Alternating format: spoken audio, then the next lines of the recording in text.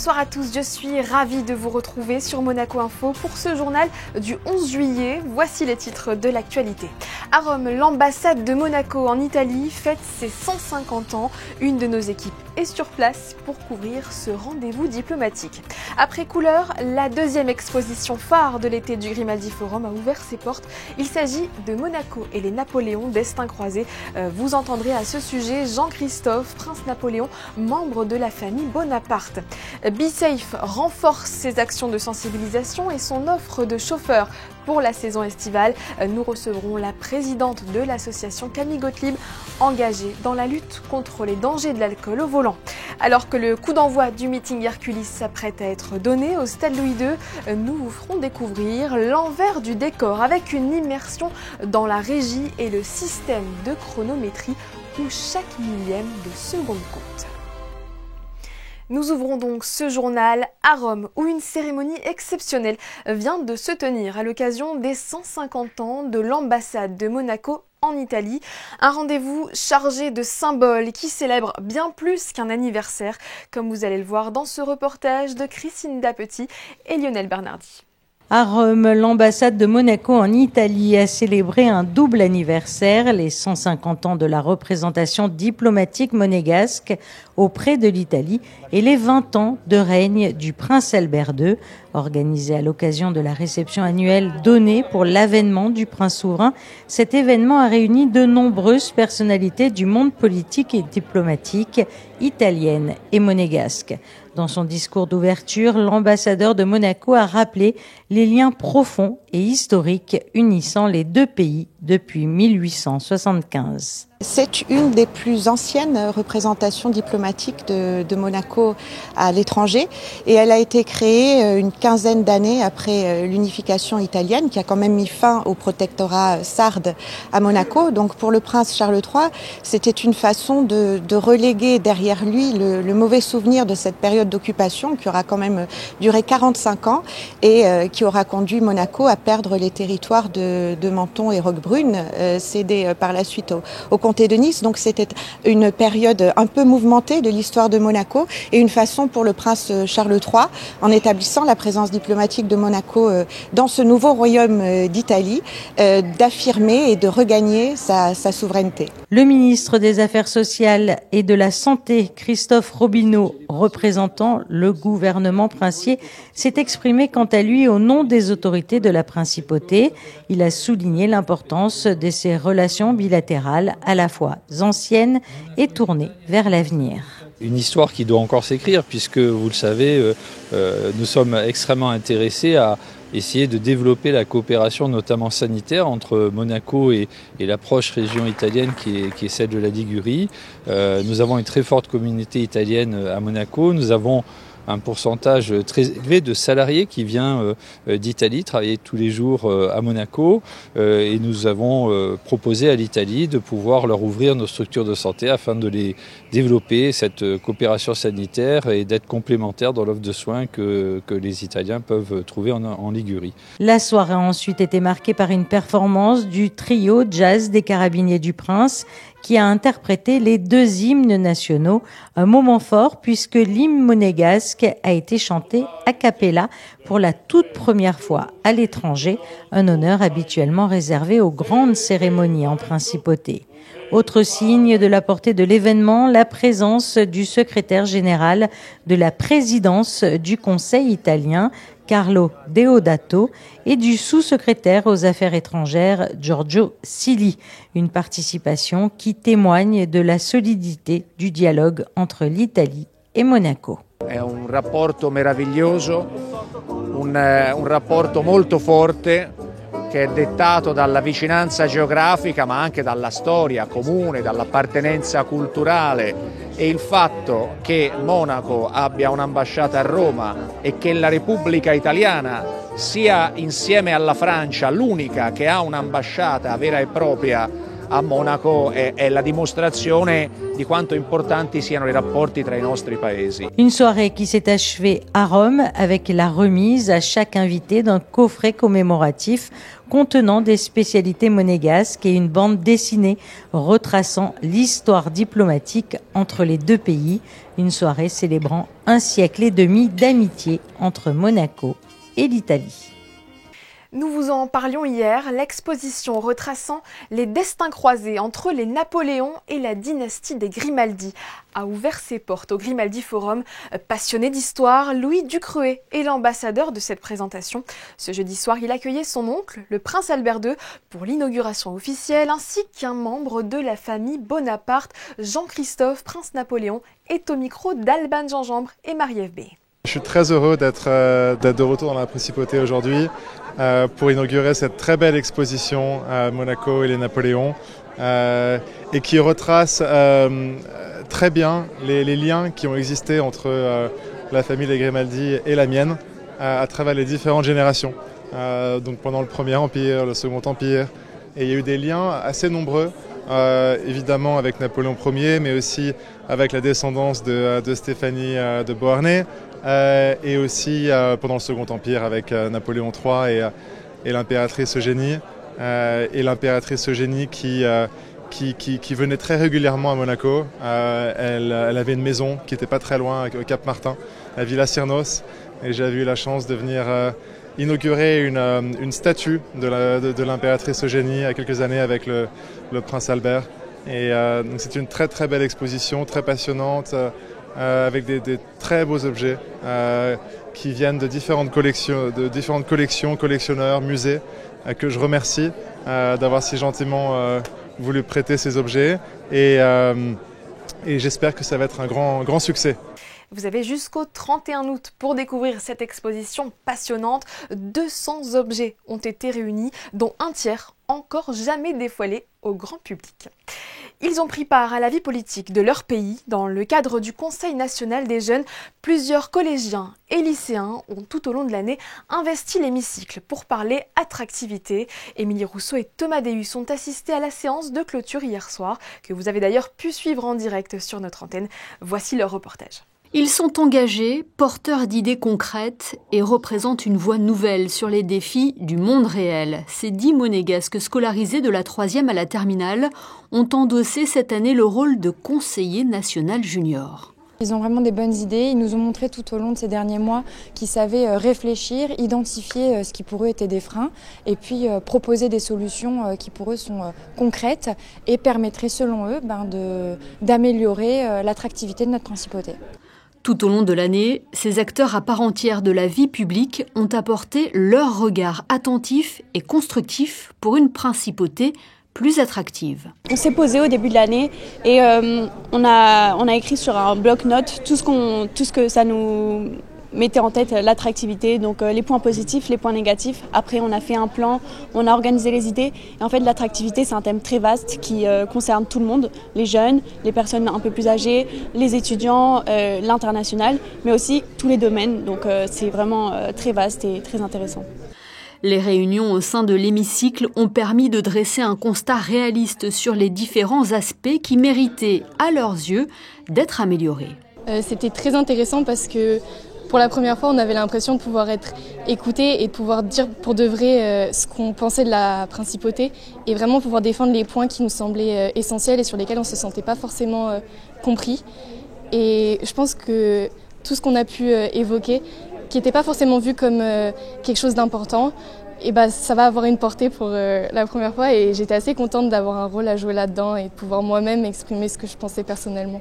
Lors de la présentation de leur rapport au Conseil national, les conseillers juniors ont ainsi pu exposer leurs suggestions pour renforcer l'attractivité de la principauté en proposant par exemple la gratuité des musées le dimanche, un pass gratuit dans les transports en commun pour tout séjour en principauté ou faire de Monaco un tremplin pour les créateurs de contenu.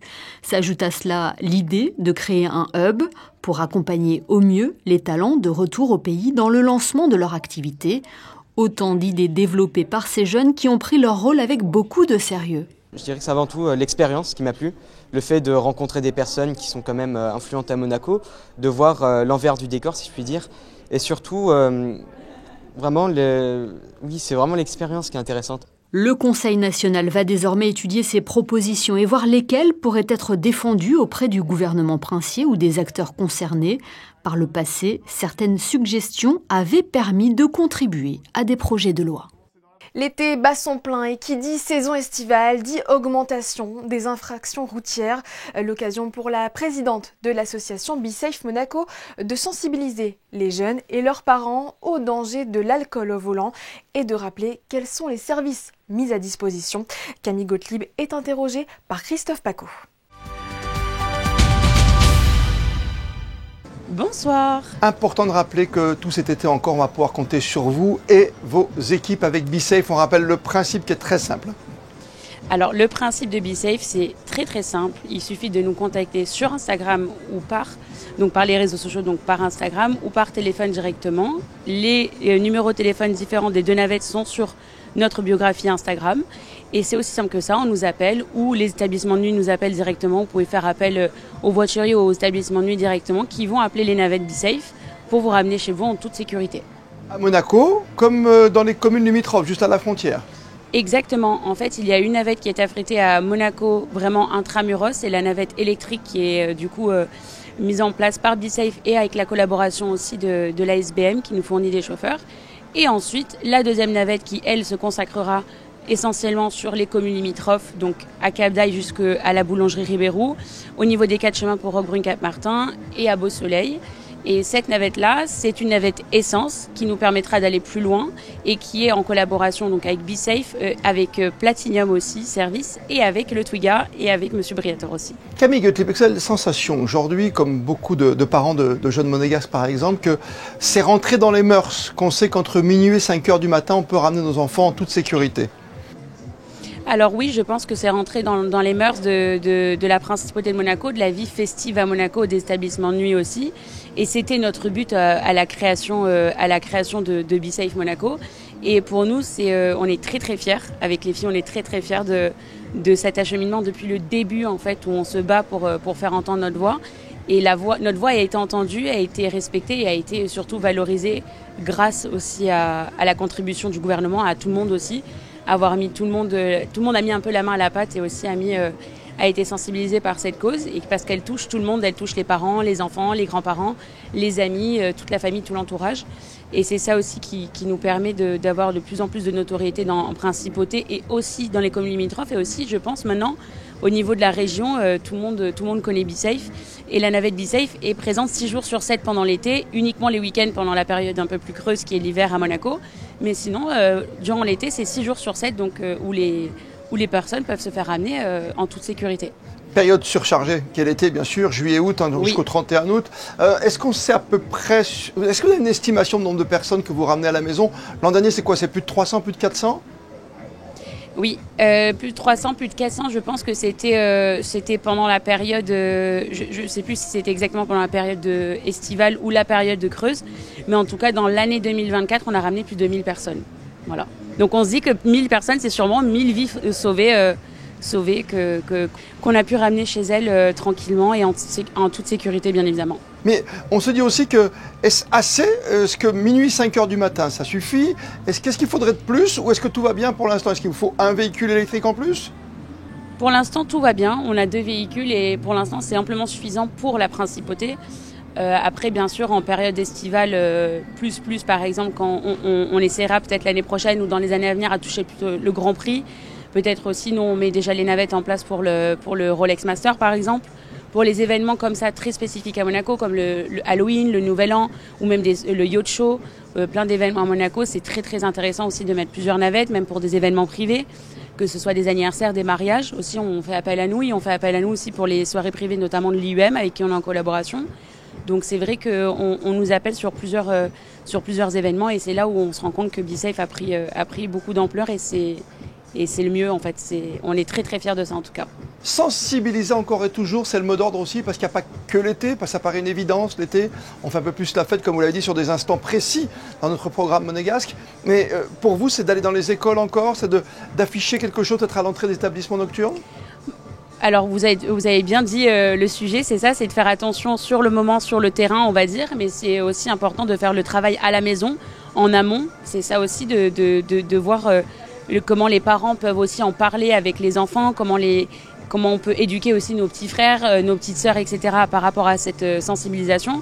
Les écoles, ça passe par les écoles, les lycées, les universités, les entreprises aussi, parce que les soirées d'entreprise, les dîners de fin d'année, toutes les choses comme ça aussi. Dès qu'il y a de l'alcool, en fait, il faut sensibiliser. Et les établissements de nuit à Monaco sont sensibilisés depuis le temps. Ça va faire 8 ans maintenant que BeSafe existe. Donc oui, ils sont sensibilisés par les éthylotestes, par des interventions aussi auprès de, comme on a fait notamment au Fairmont l'année dernière, il y a tout pile un an, un peu plus d'1 an, on a sensibilisé sur toutes les personnes qui étaient saisonniers, toutes les personnes saisonniers qui étaient venues pour la saison, pour sensibiliser au risque de l'alcool au volant. Et c'était très intéressant, et surtout il y a des questions que des enfants ou des adolescents ou des lycéens ou des étudiants ne nous posent pas, que certains saisonniers nous ont posées, et ça nous a permis aussi de nous faire de la sensibilisation dans le sens plus large. On vous souhaite encore un bel été, je le disais, sous contrôle. N'oubliez jamais, tous ceux qui nous écoutez, n'oubliez pas que l'alcool, c'est avec modération comme d'autres substances. Merci 1000 fois d'avoir été avec nous. Bel été à vous, Camille Gottlieb. Au revoir. Merci beaucoup, au revoir. Depuis 2 semaines maintenant, l'Académie de la mer déroule son programme pédagogique auprès de ses participants issus des 4 coins du monde. Le but, proposer une vision globale et pluridisciplinaire du monde marin et océanique.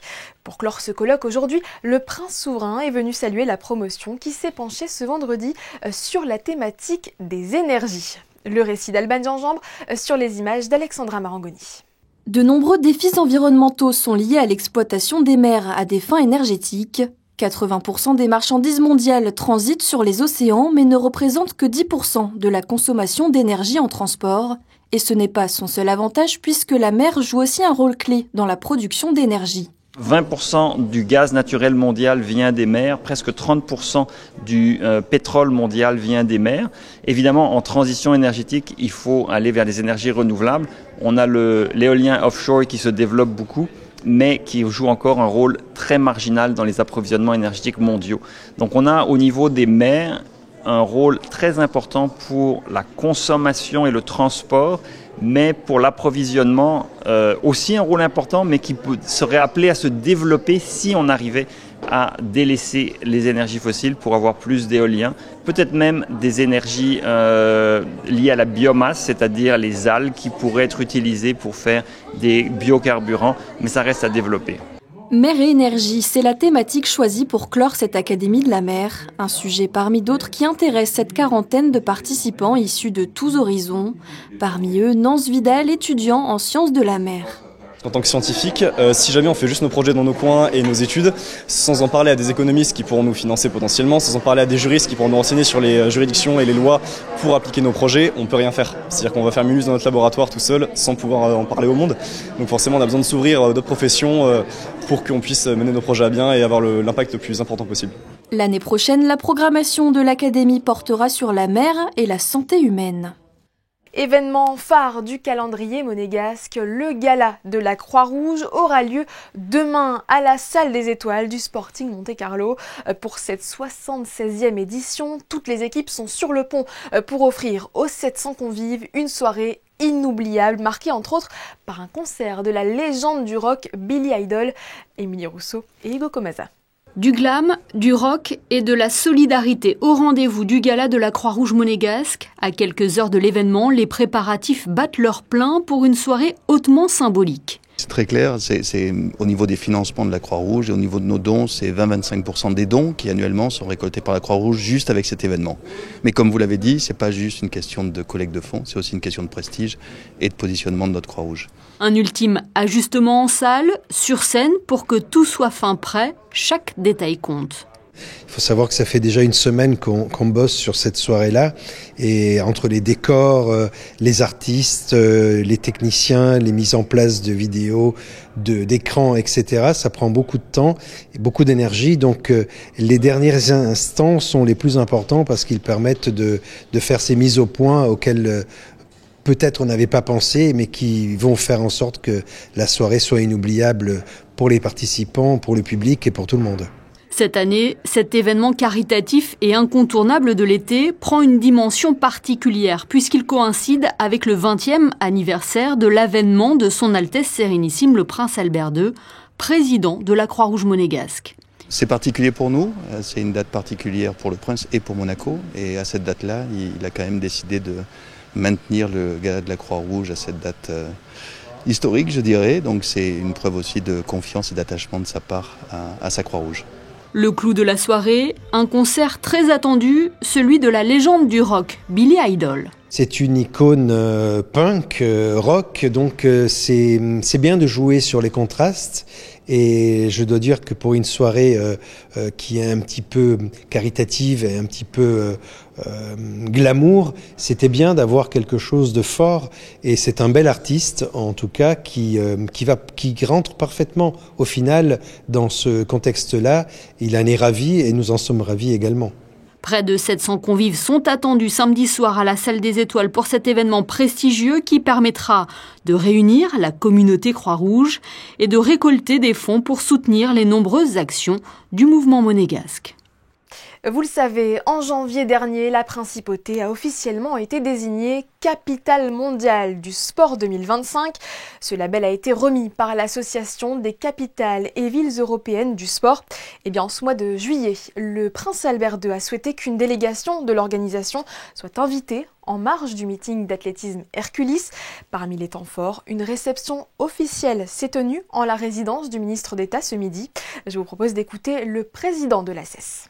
La capitale mondiale du sport Monaco ha guadagnato, ha vinto questo titolo perché è quella capitale che è riuscita a riunire tutti gli sport in un piccolo spazio. È importante la differenza tra la capitale mondiale come Buenos Aires o Baku, che sono enormi, a un Principato di Monaco piccolo ma grande. La forza di Monaco che è grandissima per lo sport, sia per i bambini che per gli anziani, per i campioni del mondo. Io penso che Monaco ha vinto con piacere questo titolo all'unanimità di tutta Europa e speriamo che continui questa grande esperienza di questo anno 25 anche nei prossimi anni. Des propos recueillis par Alban Gingembre et Jean-Alexandre Dordet. Vous l'aurez compris, Monaco vibrera ce soir au rythme de meeting Herculis, événement phare de l'athlétisme mondial. Mais avant que la piste du Stade Louis II ne s'enflamme, nous avons eu ce matin un accès rare aux coulisses de l'événement. Gaëtan Lebrun et Camille Caloni nous emmènent au cœur de la régie et du système de chronométrie. Ici, chaque millième de seconde compte. Pour garantir une précision absolue, Omega Timing et son équipe de techniciens spécialisés préparent la piste pour que le départ de chaque course se déroule sans accroc. Les départs sont fondamentaux en athlétisme. Les temps de réaction déterminent si un athlète est disqualifié ou pas. Et tout commence toujours avec ce fameux pistolet de départ. Au moment où la gâchette est pressée, la course débute. Grâce au plot de départ et à un petit capteur de pression installé sur les plots de départ, on arrive à mesurer très précisément la force des athlètes sur les plots de départ. Ces capteurs mesurent 2000 fois par seconde cette force et produit une courbe de réaction qui nous permet d'identifier très clairement si un athlète aura réagi trop tôt, anticipé le départ et potentiellement pourrait être disqualifié. Si le départ est le point fondamental de la course, l'arrivée est-elle le point crucial? 2 caméras capturant 40 000 images par seconde sont placées de chaque côté de la ligne d'arrivée, ainsi qu'une puce électronique derrière le dossard de chaque coureur qui permet aux juges de départager les athlètes et de répertorier leur temps au millième de seconde près, en prenant en compte certaines conditions extérieures comme la force du vent. Le point le plus avancé du torse fait foi à la ligne d'arrivée pour déterminer le temps officiel des athlètes. Tous les équipements sont doublés. On a toujours un système principal et un système backup, juste au cas où. C'est vrai qu'il y a des courses qui sont toujours très très serrées. Si on prend la finale des 100 mètres des Jeux Olympiques à Paris l'année passée, on avait 5 millièmes de différence. 5 millièmes, ça paraît très peu, mais en distance, en athlétisme, ça correspondait à 5,6 cm. Donc il y avait quand même une différence visuelle très très importante. Et grâce à cette technologie de pointe, on arrive à vraiment déterminer très exactement quel athlète aura franchi la ligne d'arrivée en premier. Le vent joue toujours un rôle très important. S'il devait y avoir un record du monde et il y avait du vent de dos plus grand que 2 mètres par seconde, le record ne serait pas homologué. Donc le vent est fondamental. Et si vous regardez aussi les résultats des courses à la fin, il y a toujours une indication par rapport à la force du vent et la direction du vent. Donc ça fait partie intégrante du sport et de l'athlétisme. Tout est orchestré depuis la régie technique, véritable cerveau du meeting, une salle où chaque signal est contrôlé et chaque résultat vérifié. Et nous reviendrons demain sur les résultats de la compétition qui sera diffusée, je vous le rappelle, en direct sur Monaco Info dès 20h. Comme chaque été, à la tombée de la nuit, la musique classique résonne dans la cour d'honneur du Palais Princier. Sous un ciel étoilé et entouré de fresques chargées d'histoire, l'Orchestre Philharmonique de Monte-Carlo a retrouvé hier son écrin le plus féerique pour le premier concert d'une série de 5 programmée jusqu'au 7 août prochain. José Sacré, Jean-Alexandre Dordet et Gaëtan Chotzko. Créés en 1959 par le prince Régnier III, les concerts dans la cour d'honneur du Palais Princier proposent chaque été le meilleur de la musique par les meilleurs interprètes. Jeudi 10 juillet, Son Altesse Sérénissime le prince Albert II a assisté au premier concert de la saison en présence d'un public très international. On a un certain nombre de nos abonnés, grâce à Dieu, qui sont présents dans ces concerts.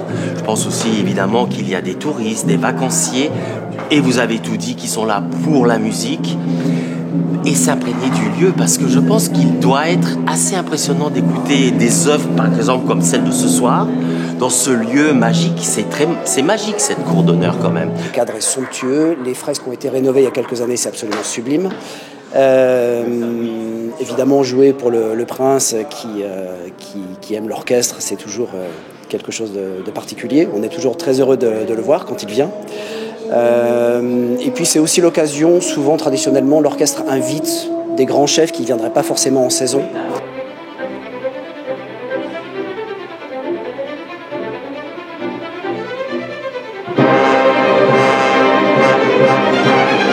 C'est Laurence Foster qui a dirigé l'Orchestre Philharmonique de Monte-Carlo jeudi 11 juillet. Laurence Foster qui a été durant plusieurs années directeur musical de la formation monégasque. On a tous une relation très particulière avec lui parce que c'est en quelque sorte le chef émérite de l'orchestre depuis tant d'années, bien sûr. Oui. Et c'est toujours un bonheur de le retrouver parce qu'il y a un lien particulier. Je parle même pas de musique, mais c'est une relation vraiment spéciale avec Larry Foster.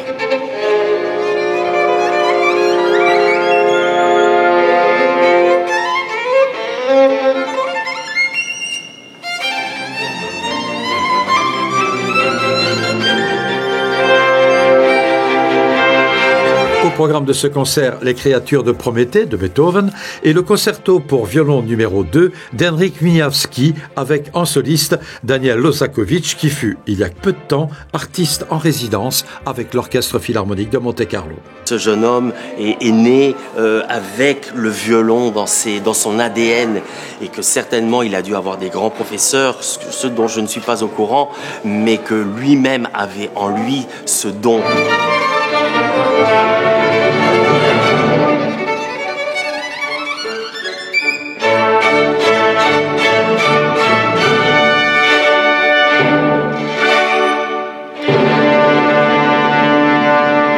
Prochain concert dans la cour d'honneur du Palais Princier, dimanche 20 juillet. L'Orchestre Philharmonique de Monte-Carlo sera placé sous la direction de Kazuki Yamada avec en soliste les frères Husson au piano. Pensez à réserver vos places sur le site de l'Orchestre Philharmonique de Monte-Carlo. Près de 200 personnes, parmi lesquelles des représentants d'associations et de la communauté LGBTI, ont célébré hier soir la 4e édition de la Monaco Pride au restaurant Marius. Lors de ce rassemblement, le cofondateur Lorenzo Turco a rappelé que la Monaco Pride a été fondée dans l'objectif d'ouvrir un dialogue sur les inégalités en matière de droits civils et de sécurité sociale. Cette édition touche à sa fin. Merci à tous de l'avoir suivi. Pour la clôturer, nous vous proposons de revivre le concert d'hier soir, le premier de l'été, dans la cour d'honneur du Palais Princier, à travers les photos de Philippe Fitt. À suivre, les prévisions météo d'Alban Gingembre, l'après-JT à la conquête de l'espace et le meeting Herculis à ne pas manquer dès 20h. La compétition est retransmise en direct sur notre antenne avec aux commentaires Paula Radcliffe et Frédéric Elion. Pour ma part, je vous donne rendez-vous demain à 19h. D'ici là, passez une excellente soirée.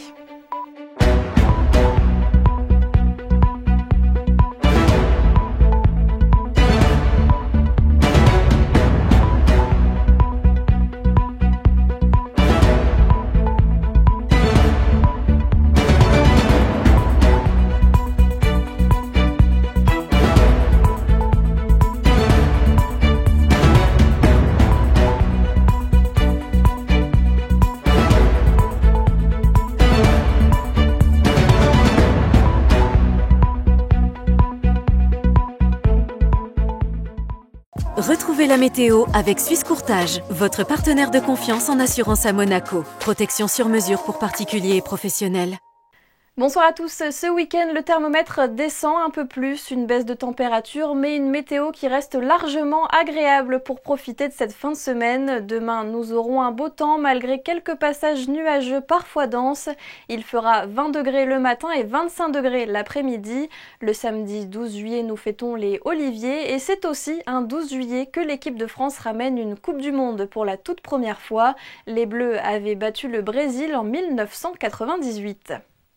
C'était la météo avec Suisse Courtage, votre partenaire de confiance en assurance à Monaco. Protection sur mesure pour particuliers et professionnels.